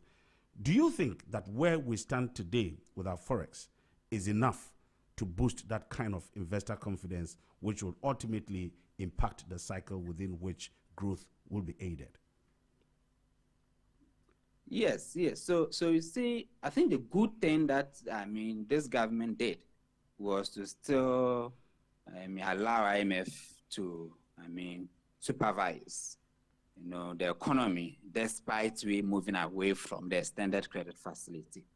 And that is a very good measure to every foreign investor or our investors around the world, that Ghana is in that situation of maintaining fiscal discipline. Now, looking at, even how the dollar is rising currently against major currencies like pounds, like the euros, like the yen, and still the cedi is very stabilized, not moving even in any a high momentum, clearly shows that investors have gained confidence in this economy. But isn't that also, sorry for the interruption, but isn't that also a certain indication that could be limiting growth if currency stability becomes some kind of a priority by the Monetary Policy Committee, or ultimately that of the Bank of Ghana? Couldn't that also be limiting growth? No, so you see, every investor wants stability. In fact, because you see, stability helps you plan, and stability helps you know what to do at any point in time. When there's a lot of fluctuations in the currency, it makes that economy very volatile. And in such situation, investors become skeptical about the growth prospects of the economy. There has been a lot of predictions at the start of the year how the Ghana's economy is going to perform. And we even had routers predicting that the exchange rate will go back to 15 and the rest. But you see, after now, we are getting to August, and cedi is still 11.5 to 12 around that point. So it clearly gives investors, and you see, one key measure that I normally want to study when I'm looking at how people are reacting to our stability is the inflows into our stock market. I think for some time now, we are getting record numbers coming into our stock market to invest. Look at even the new IPOs that were done by both Casapreco, to the extent that Casapreco shares were highly oversubscribed, to the extent that, investors, they have to refund a lot of money to investors. You get it? And you also look at, so clearly you could see a lot of confidence. And you see, normally when there are global tensions, the major countries that suffer from it is developing countries. So because you see, investors see them as very more risky. So when these things are happening, they normally move their investment to safe haven. We are not seeing that capital flight in the Ghanaian context. We are still seeing our market attracting a lot of, investment. So which suggests that, in fact, even in this global tension situation, there's that kind of high confidence in the Ghanaian economy. And that is really as a result of stabilized currency situation. Because the major problem of our Ghana's economy has been the movement of our FX. That has been the major concern to every investor, to our economy for so long. But for this year, it clearly shows that we have stabilized that, and now the fears that our city will just move anyway has gone. It's no more in existence. In fact, if you look at a lot of speculations, a lot of predictions, everybody is predicting that the city is going to stabilize for the whole year. And that gives a lot of confidence to everybody to, invest in this economy with no precautionary measures and that. So the current situation is good. It's very good. Every economy needs stability, because stability helps everybody to predict well, to plan well, and to, assess their cash flows very well. So this current situation is rather reinforcing the narrative that we are moving from stability to growth. And that is why I also say it's very important that we sustain it to move to growth. All right. There should be nothing that we should allow it to change the course of our direction. And that is why it is important that government must step in when things are escalating too fast, because they have that fiscal space to do so. So they must do it. They don't have to wait and allow these temporary movements because of global conflict to change the direction. That will not be good for us. So it is important that government steps in to support the monetary side to do what they need to do. In effect, 101.9 FM. In effect, John, what you're saying is that we should see some positive level of activity on the side of government, including the central bank, especially in the determination of the monetary policy here, just to ensure that we are able to oil this engine of growth that we probably are experiencing at the moment. Is that your position? Yes, that is my position. And you see, the issue is that if you even look at our current inflation, it's below our target. We have some target for inflation, which is plus a minus 2 of 8.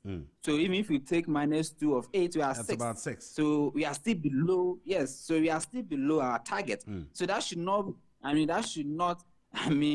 Convince the central bank to increase their policy rates. No, not at all. But you see, the only issue where they can continually go down, maybe in this current period, is because of the fuel price building up. So they want to be a bit, they want to take a caution from that.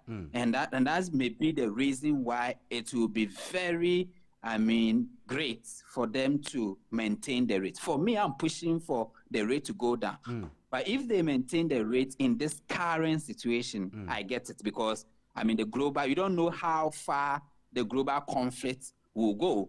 And the next monetary policy decision is also far. So you don't want to risk what you don't know what will happen, because it's possible that the war can escalate to a level where fuel price will just move beyond everybody's expectation. And then you have to have emergency monetary policy. Those ones normally send a very bad signal to the market. So you want to be very you want to take that precaution against such movement. So maybe the best thing for now is to maintain the rate. I'm not expecting the rate to go up. That will never happen. It will be, so the worst case scenario, they will maintain it. I'm pushing for it to go down, but at this current situation, I think they have to maintain it to monitor the developments. Then maybe if things stabilize and the war is over, then they can continue the downward movement again. Do not increase the monetary policy rate, says Mr. John Che, because almost all the indicators and the factors, both internal and external, would point to a certain temporary situation. And if you need to inject some energy in the growth of your economy and create some stability and confidence in your economy, then the West you would do would be to maintain it. A few assumptions here, John, even though you're pointing to a certain recommendation of the maintenance of the policy rate as of now. Assuming there was a policy rate cut, what would it mean for the Ghanaian business environment?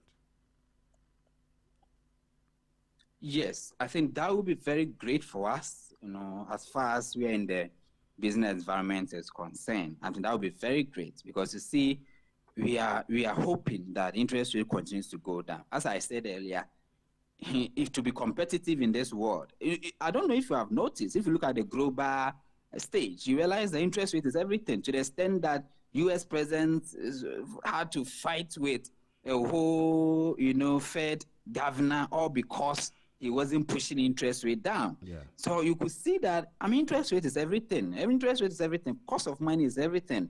Assuming, let me give a typical example. Assuming, let's say, lending rate is just 6%. So like when businesses borrow for a whole year, they pay 6%.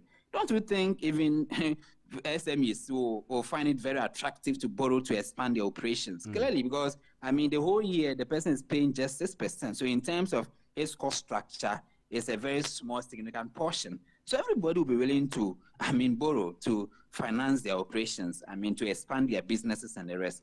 But look at this current environment where businesses have to borrow to 20, 24%. So what it means is that just the cost of funds, not even the business itself, just the cost of the money you are using to even start something is costing you 20%. Do you know what it means? It means that when you start the business, you must make at least 20% profit to pay the interest. And if you want to be sustainable and pay your workers and all that, you must be able to make another 30%. So you see, what normally drives inflation, what normally drives, high cost of living in our world. Do you get it? So what it means is that, lending rate should be able to come so down to a point where it doesn't cost more than 10% to a business for using funds to take all the risk.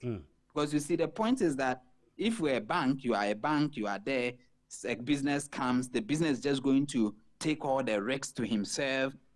Get people to employ, look at employment he's creating, everything that the businessman is doing, all the risks he's taking, the fluctuation in his demand and everything, then he has to give you 20% of the money he has taken from you. That is very counterproductive and is not really going to help us if we don't do anything about our rate. So it's important that interest rate comes down. As for that conversation, it's very clear. There are some countries, in fact, if you go to countries like Japan, they were even borrowing to people at a negative rate. And you see the relationship between that rate and with their whole economy. Look at Japan, industrialization, everything, because people can easily borrow money, not thinking about the cost, and start doing something. And it has helped the economy to grow. There are a lot of countries that I can cite as an example of where lowered interest rate is the way to go. So it's important. And that's why I really love the point that the central bank governor made, that for me, it is my objective to achieve a single interest rate as far as I'm in the helm of affairs. And I have been praying for him to achieve that objective. Because you see, teachers borrow money, nurses borrow money, doctors, and sometimes not even for business, for consumption, for school fees, and they are paying 20%. How? Because, monetary policy rate is so high. So the banks are charging them high lending rate, taking all their future disposable incomes, making them miserable. So it's important that, interest rate must, come down to a point where, and I've also been pushing that when interest rate comes down, assuming central bank achieve its objective of bringing interest rate down, banks should move away from this kind of risk lending approach where they said, oh, you are risky, so we are adding 10%. Those things are rather counterproductive. Exactly. You said the person is risky and you are charging the person high interest. Well, I don't know what you are doing. You are telling the person to even go to high risk business, because high risk business is what gives the person high profit. So that whole conversation, when we're able to achieve a single interest, we must also, tackle the banks to move their interest rate from lending, this whole risk lending. In Kenya have moved from this risk lending based approach to more of performance-based approach. So they are not lending to you because of your risk. They are lending to you because of your performance over time, and use that to gauge the money you can take and how you can pay. And it's helping the economy to grow. In actual fact, Ghanaian should learn from that experience. In actual fact, that is what is going to lead to the next point that I wanted you to emphasize and re-emphasize the more.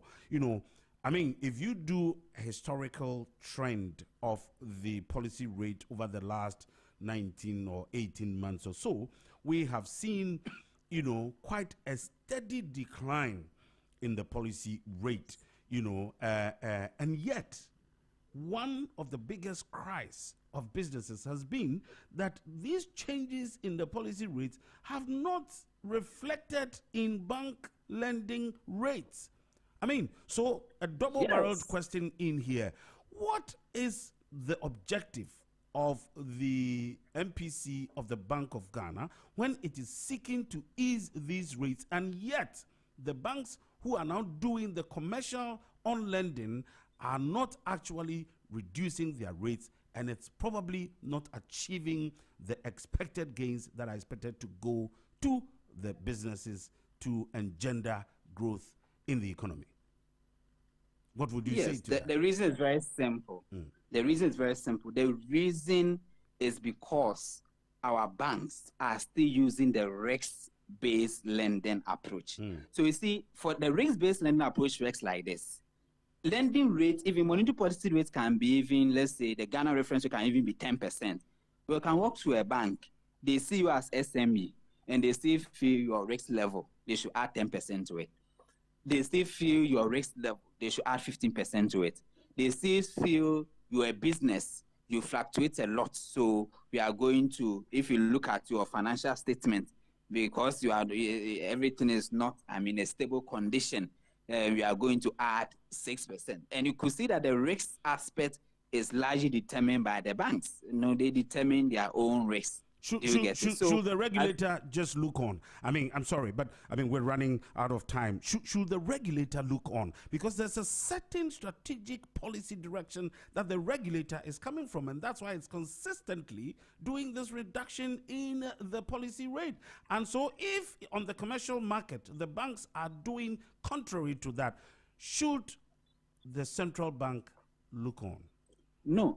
So you see, one decision that the central bank made to influence, to make sure the monetary policy rates and all those things reflect in the lending decisions of a bank is the Ghana reference rate, which the formula takes into consideration the dynamics.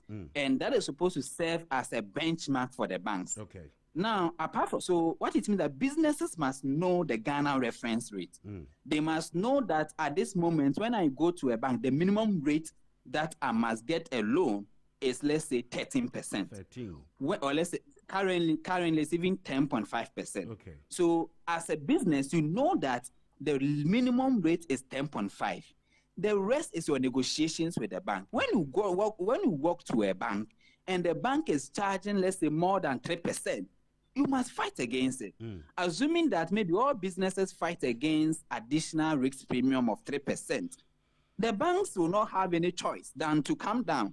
You see, because the whole genesis of, the central bank cannot, micromanage the banks. But businesses too can push to the extent where, because the banks make profit from lending. If they are not lending, they are not getting anything. So what it means is that businesses must know the Ghana reference rate. The Ghana reference rate should be the rate where our media platforms like Zed, FM, you must let our businesses know that when you walk to a bank, this is the minimum rate. And we believe that your risk, premium should not be more than this. That will, help businesses to negotiate better with the banks so that they are not cheated at that front. When that education goes on and every business knows that minimum rate is 10 and the risk premium should not be more than this, okay, they can fight more with the bank to get a very favorable lending rate at the bank side. When it continues like that, the central bank also monitors average lending rates and the rest. When they also realize that the risk premium is too high, they must, negotiate with the bank to bring it low, because you have an objective. You cannot allow the banks to do whatever they like. So two fronts, you must empower businesses to negotiate better with the banks, and you must also monitor the average lending rate to make sure the banks are not cheating the consumers or businesses as far as lending is concerned.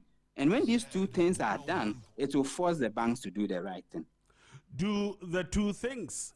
Just monitor and also at the same time make sure that there is a certain balance within the system which would aid all these things. And that is what John Che, the financial analyst, is saying to the good people out there. And that is why on Zed 101.9 FM, every morning between 6 and 10 a.m., you have wonderful packages coming your way, especially within the business ecosystem. The education to empower the ordinary businessman, the SME, entrepreneurship, trade, commerce, and all the financial expertise is what you would find on Zed.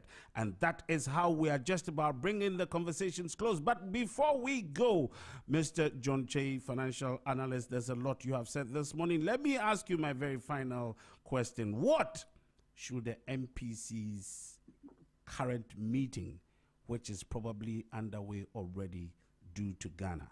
Why should they do that, and how will it impact the economy of Ghana? What should they do? Yes. Why should they do this? And how will it impact the Republic of Ghana? Yes. So my final word about this will be that they should maintain the rate. One, the reason is that, inflationary pressures are building, so I understand that point. Okay. So once the inflation pressures are building on the forward side, it's more wise to maintain the rate in order to, control inflation in the near term. But they must also know that this is a temporary issue. So if there's a need to intervene, whether at the forest side or to speak to government to reduce the fiscal side, to, reduce the impact on consumers, they must push for that. So when, they announce their rate, they shouldn't just, hold on. They must do work, behind the scenes to make sure, the necessary interventions are being done to achieve that objective. Okay. And the impact on Ghanaians is that, our lending rate will still, be where it is. It won't go up significantly if the rate is maintained. Because inflation has picked up a bit, okay, maybe the Ghana reference rate will rise a bit, okay, but it's not really going to be significant. So businesses, I think I've always been saying that this current environment is the best time to expand your business. So you have to take advantage. Maybe you don't know how the war will continue to, so it's important that you take advantage of, lending at this moment to get it a little lower.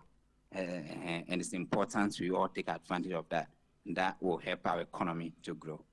Thank you so much. Well, Mr. John Che, financial analyst, says that irrespective of the inflationary pressures that seem to be mounting, let us know, and know it so well, that it only looks like a temporary situation. And for that matter, it calls for a certain overarching intervention At the end of the day, what he advises is that let us maintain the monetary policy rate, because at the end of it all, it has a better potential to engender economic growth within the Republic of Ghana than do otherwise. Let me also say thank you very much, John Chey, for joining us in this morning's conversation. We look forward to seeing more of you in the studio and probably continuing with the education on finance, economics, trade, investments, entrepreneurship, just so that together with Zed 101.9 FM, we will continue the march on progress. Thank you once again for joining us, Mr. John Chey.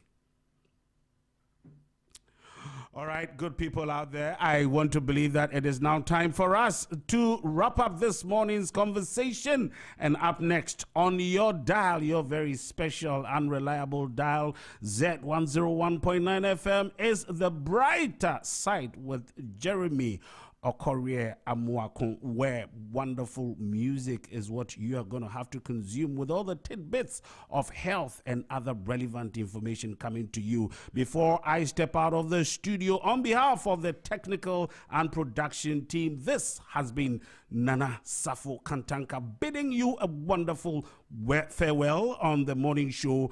I want to believe that from tomorrow, your usual voice, Nee Trebi Hammond, will be back. We can't wait to have him, because the old boys would have to go take a bit of a break.